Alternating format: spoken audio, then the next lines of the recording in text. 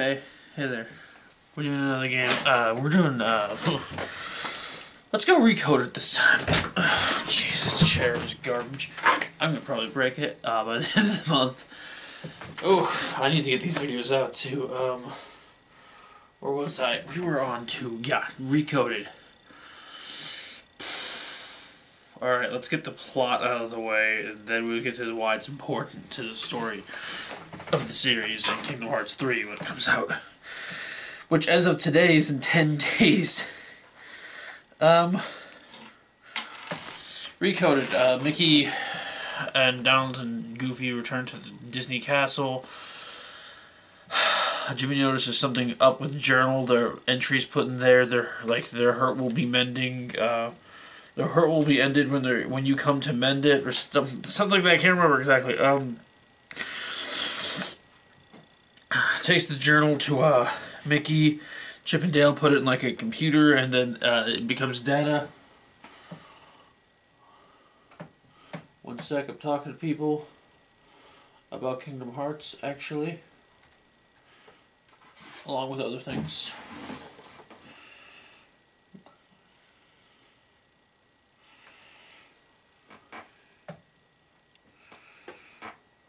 One sec.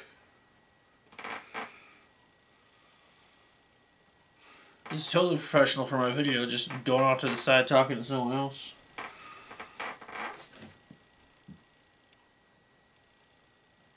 One sec. Best friend, gotta finish talking to them. Okay.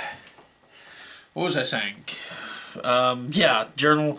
They take it to Chip and Dale, and so they have like a computer built for whatever they like put it in the journal in the computer, and its data is like put onto the that's like put up into the computer. Turns out there's bugs in it in the form of blocks, which for the longest time this game's plot did not seem important, but then those blocks started showing up in the Big Hero 6 world. Kingdom Hearts 3 in the trailer is like, oh my goodness, every game's important. Every game is important to the plot of Kingdom Hearts 3. Tetsuya Nomura wanted to make them all. All of them are relevant now. All are relevant. Anyways, they create a data store to explore what's up, and there's a mysterious organization hooded figure. But wait, how can the organization be in the journal? Also, Sora doesn't know it's an organization because it's a data Sora created before, from information on their first adventure, before Sora even knew who Donald and Goofy and everyone were. So he doesn't know it's an organization. He just knows, hey, there's a weird hooded figure going around here. Boom shakalaka, he starts traveling worlds and fixing the bugs and going and fixing worlds. Doesn't really matter what they do in each world. Starts off in Disney World, then Traverse Town, then goes to Disney World or to whatever. I said it starts in Disney World. I'm at Destiny Islands, then Traverse Town, then a few Disney Worlds. What happens next? But at one point, when he's on Destiny Islands, there's a big white flash in the office of King Mickey. His office, and you see that he's taken into the. You see something happen. Mickey, Donald, and Goofy have a white flash happen to them. They don't know what's up, but they continue on. Then a little bit later, Sora is like Data Sora is going through to one of the worlds, and he's like trying to go to the next world, and he instead goes into Disney Castle. But that's impossible because they never went to Disney Castle in the first game. Plus, how can he be by the real Mickey? He couldn't have left the journal. Unless, of course, the hooded figure that's been following Sora around explains that he takes his hood off, and it's Riku. I didn't really wear the hood for that, but that was perfect timing. Also, got a Scranton Farms from The Office. And some Zim. I'm excited for that movie. Hopefully this gets a reunion thing. I digress. Riku, in the organization hood, reveals, hey, by the way, I'm really just all of Jiminy's information that he wrote down in form. So I'm really just Jiminy's journal. Also, I zapped you three into the journals so that we could figure this out together. Also, they made Data Sora a Data Keyblade. That'll be important later in the game, but not really later in the TV game series. Anyways,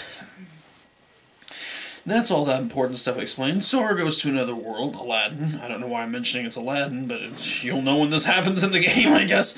Does some stuff, fixes things. Oh, and each world has a different kind of glitch. I thought that was interesting. Like, oh, okay, you have themed glitches. One is slowed down time. One is like memories, like people can't remember stuff right. One is like a random labyrinth made in this world. It's clever. I'll give them points for that. I never played it, so I can't judge how good it is.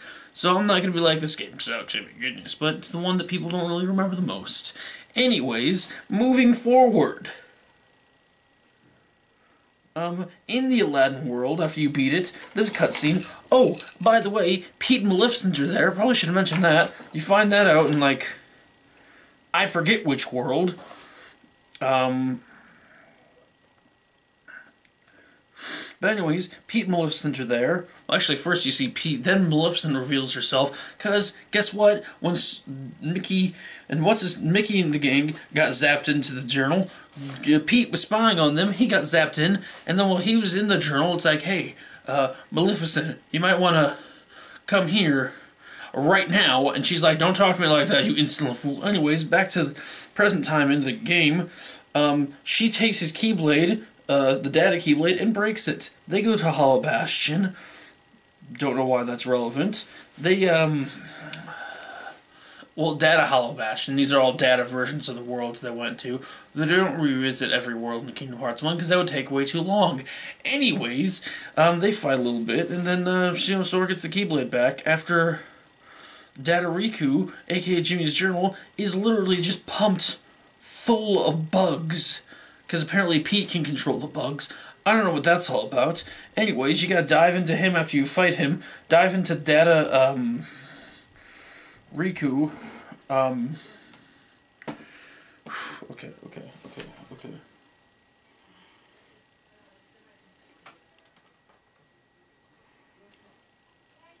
Message to my friend. Anyways, Data Riku goes into Data Sora goes into Data Riku. He goes through like one little bit of each world that they did before, and has to fight like each boss from each world. Oh, and then the first world, Destiny Island, you fight a dark side, which will again be important. I keep forgetting stuff that's important later. I need to remember what's important at the end of the game so I can remember, like, okay, this is relevant here, mention this stuff. Anyways, you fight a dark side on Destiny Island. That's not relevant yet, but it will be in a sec. You fight all of them, then you leave Riku after someone tries getting into his information. Pete's just like, hey, you haven't seen the last of me! But Pete's a little pushover, and everyone knows it. Pete's a little pansy. No one likes Pete. He's a pushover. I would say Maleficent's stronger. Who's tougher than Pete? It's like not. I'm trying to think of a wimpy character that's tougher than Pete, but like no other character is just like Pete, you're whatever. He's a buffoon, okay? Like whatever, Pete. I don't think I've ever lost to a Pete fight. Anyways, let's get back to what I was saying. Shoot, I'm trying to remember how everything went. I was watching videos on this not that long ago. I know I have the information in my head. It's semi-fresh. Okay. So you go to the Pete world. No, not the Pete world. You fight Pete, I think, a couple times. Then I think you fight Maleficent a couple times. I can't remember. I think you fight Pete and Maleficent, but eventually,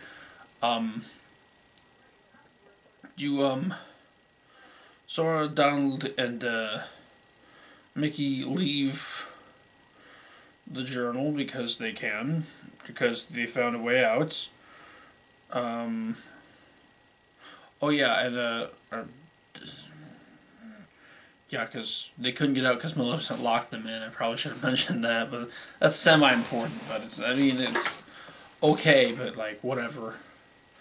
But after they get out, there's like something wrong with the data still, and haha, turns out all those. I think this is the part where you find this out. All the Heartless you were fighting up until this point were, were data heartless, but they needed to go somewhere, and so the dark side you fought at the beginning collected all that data and was a monster that you had to beat. And either this happens first. Oh, you gotta get Pete and Maleficent to leave first. They're like, I don't want to leave. We shouldn't listen to you. Okay, that's a big monster. We'll listen to you this one time. Again. Oh, and Maleficent and Pete are talking like, hey, we know you. What are you doing here? It's like Sora's just like, I'm Data Sora. I don't know who you are. And then again, you go to Data Castle Oblivion as Data Sora, and you meet this Data hooded figure. No, it's not Riku this time. And you go through and okay, yeah, the one fight, the dark side fight happened first. You beat it in multiple different forms. Then you go to Data Castle Oblivion. You start going through all the worlds that you went through in this game again, except it's not really those worlds. It's a little different. It's basically just Castle Oblivion rooms with, like, those characters from each world, and then, like, pictures, projections of scenes for those worlds on the walls. You go through, you beat all the things again, you do, like, menial little tasks again, and then it's revealed that it's Data Roxas that was helping you through this one, to help you learn about the hurts that all these different characters have. The hurting will be ended when you come something to mend it. I can't remember the phrase right now. Anyways, then you meet with Data Naminé, who left herself in the journal somehow, I think. Because technically, that journal also was from Chain of Memories. And that's why Castle Oblivion. Anyways, she has a message for, oh wait, first Sora has a message, well one of them, they both have messages for each other. Data Sora says to Data Naminé, thanks, because in the journal it says, thank Naminé, that's what it said at first, just that, and everyone's like, oh okay, all the information's gone, it just says thank Naminé, whatever, and then it's like their hurting will be ended when you come to mend it, and then also like new journal entries kept appearing. That's not important. It is important, but it's like you're one step closer to ending the hurting once you've opened this path. I don't know, it rhymed, it was confusing. Anyways, Data Naminé tells, oh, and Mickey's there again. He just goes back in like, I'm gonna go back in real quick, guys. Data Sora and Mickey are told by Naminé about a bunch of people who are connected to Sora's heart, because, like, he's magic and his heart can connect to, like, literally everyone in the universe. Anyways, which game is this anyway? Which numbered game is this? I did 4, 5, 6. This is the 6th game I've done, I think. That means there's 3 more? Yeah, okay, I know what 3 are next. Anyways, Data Sora is told about the Hurt and Mickey and the Birth by Sleep trio, Ventus, Aqua, and Terra. They're hurting and connected to Sora. He's got to fix their pain. Also known as the Wayfinder trio. The 358 over 2 days, okay, also known as the Ice Cream trio, something like that. I don't remember. The Twilight trio, Axel, Xion, and Roxas, they're hurting and connected to Sora. He's got to fix that. And then there's also her hurting. What does it? Ventus. 358 over 2 days. Roxas, Axel / Lee, and Xion. Got that. They're hurting connected to Sora. Also, Naminé is hurting and connected to Sora, and she's got to fix that. I think that's everyone that was mentioned that has hurting in their heart and is connected to Sora, and he's got to fix. Some of them he's never even met, like Xion, and he's met Roxas and Naminé, and no, Ventus in a way, and Aqua, and Terra. You know what? So Sora has met all of them, hasn't he? Except for Xion. But Xion's a part of him anyways, because memories. I got into that in the other game. I'm not mentioning all that now. Basically, that's the only important plot part of the game that they... Like, this is the only cutscene that mentions anything important to the series until the bug blocks happen to appear again. Thank you for bringing back the bug blocks, which she caused to get all this to happen so that they would find her in there and he can get the message. And then we see King Mickey writing a note. Wait, King Mickey's note in a bottle. Where does that come in? And a Kingdom Hearts 2, which... Oh, by the way, secret cutscene. Not secret. A cutscene from, what's his name? Donald... Mickey and Yensid, Disney backwards. Mickey and Yensid are talking. Oh, by the way, Xehanort is the name no name. I probably said this. Xehanort is no name, jumbled up with an X. Probably said that already. Which is also the name of his Keyblade. More on that in another in another game. That explains something. Well, it's not even explained. It's just, anyways, more on his Keyblade because that's plot important apparently. In another game. Anyways, where was I?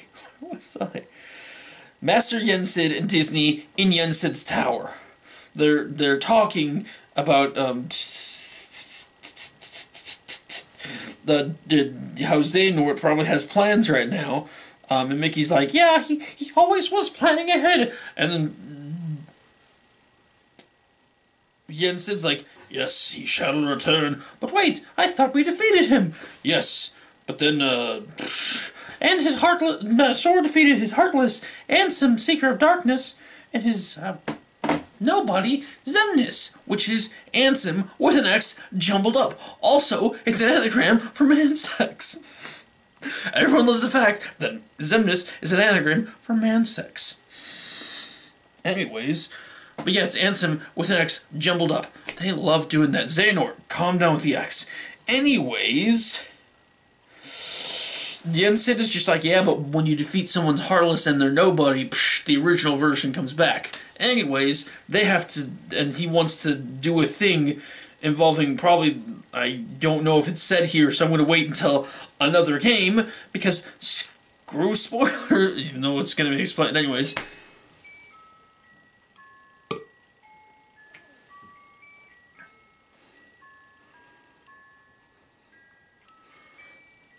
That'll keep you occupied while I write this message.